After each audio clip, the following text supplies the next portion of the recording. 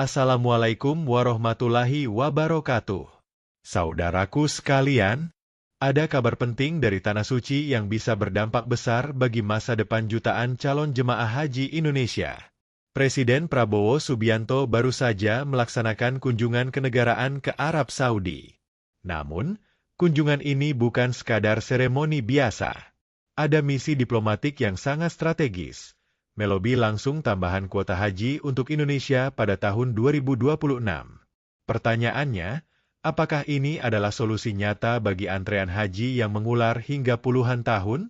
Ataukah justru membuka babak baru dari persoalan yang lebih kompleks, mulai dari pelayanan, distribusi kuota, hingga potensi penyalahgunaan?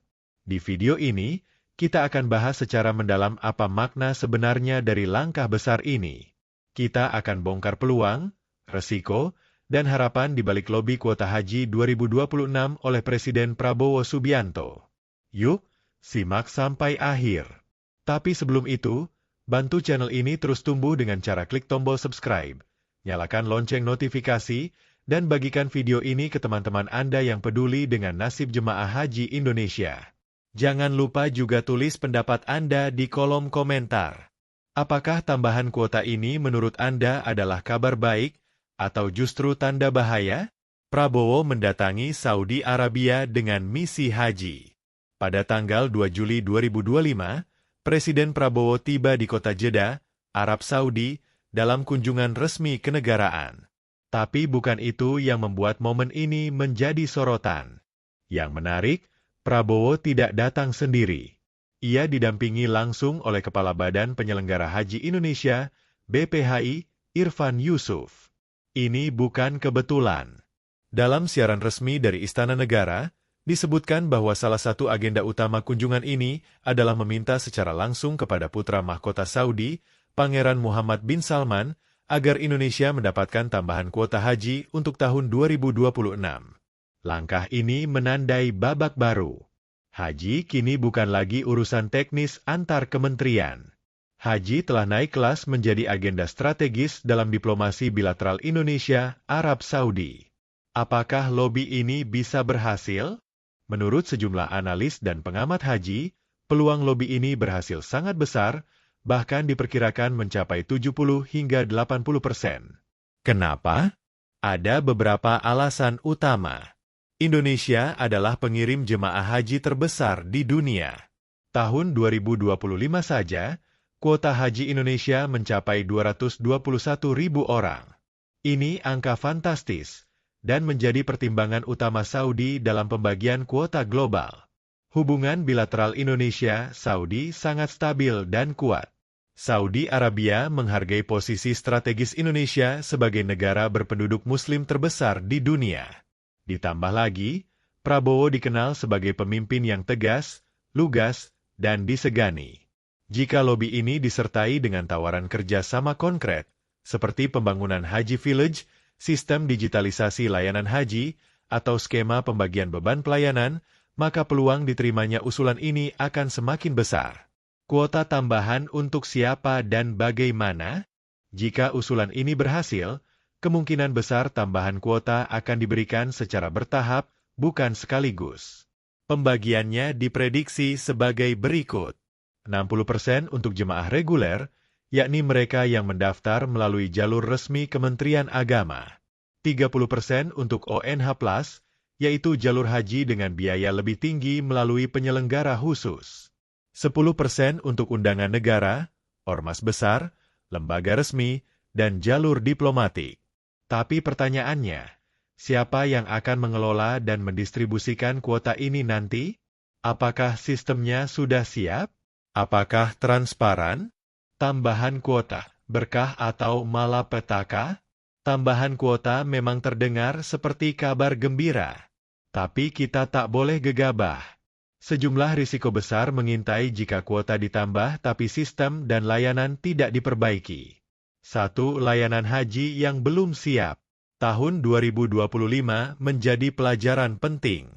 Banyak jemaah terlantar di Musdalifah, harus berjalan kaki berjam-jam tanpa kendaraan, bahkan ada yang tidak mendapat tenda. Visa juga banyak yang terlambat terbit, dan fasilitas penginapan tidak layak.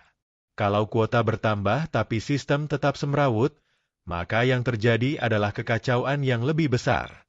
2. Dana haji bisa terkuras. Tambahan kuota tentu memerlukan anggaran tambahan. Jika dana haji tidak dikelola dengan efisien dan profesional, maka keuangan BPKH bisa terbebani secara serius. 3. Penyalahgunaan kuota. Tambahan kuota bisa menjadi lahan basah bagi pihak-pihak tertentu.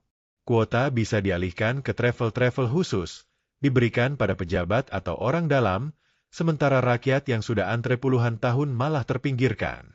4. Politik kuota. Menjelang tahun-tahun politik, tambahan kuota bisa disalahgunakan untuk membeli dukungan atau sebagai bentuk hadiah politik. Ini sangat berbahaya dan bertentangan dengan semangat pelayanan ibadah. 5. Kekecewaan publik. Jika lobi berhasil tapi pelayanan tetap buruk, maka masyarakat akan merasa dihianati. Lobi yang awalnya dipuji bisa berubah menjadi bumerang politik bagi pemerintah. Apa yang harus dipersiapkan Indonesia?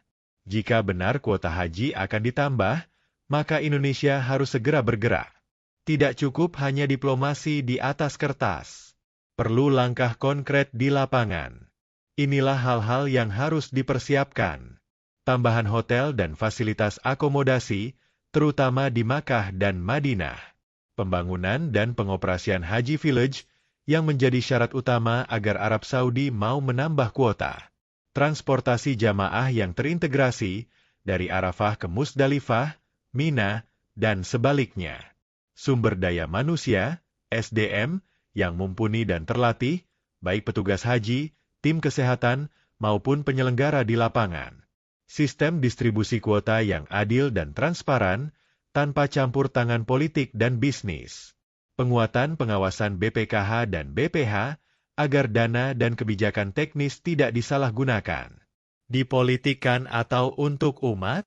Apakah mungkin lobi ini digunakan untuk pencitraan politik? Jawabannya, sangat mungkin.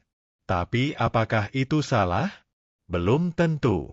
Jika langkah ini memberikan hasil yang nyata bagi rakyat, jika jutaan calon haji bisa terbantu karena kebijakan ini, maka biarlah itu menjadi pencitraan yang membawa manfaat. Selama sistem dijalankan secara adil, transparan, dan akuntabel, rakyat tak akan peduli apakah itu untuk citra atau bukan. Yang penting, rakyat merasakan dampaknya secara langsung. Siapa yang layak mendapatkan kuota tambahan? Inilah pertanyaan paling krusial. Siapa yang paling berhak atas kuota tambahan itu nanti? Jawaban paling masuk akal, mereka yang sudah lama antre di jalur reguler. Mereka yang selama ini bersabar, mengikuti prosedur resmi, membayar setoran awal, dan menunggu puluhan tahun. Bukan mereka yang punya uang dan koneksi.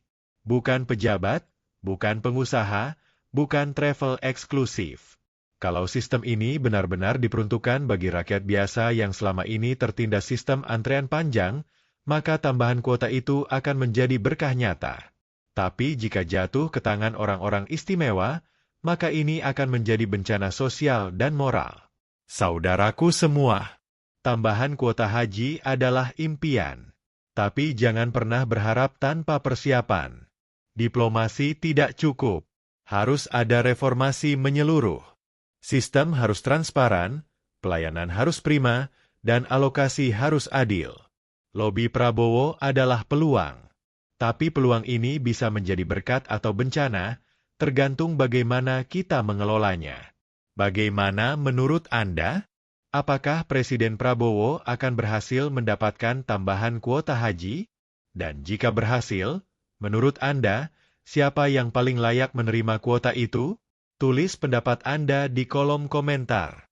Dan jika Anda peduli dengan nasib jemaah haji Indonesia, bantu sebarkan video ini.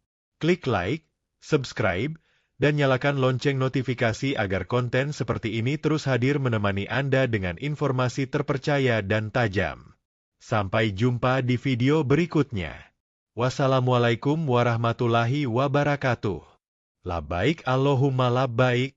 Semoga Allah mudahkan jalan kita ke Baitullah, ke Raudhah, dan menerima doa-doa kita dengan penuh kasih sayang. Amin ya Rabbal Alamin.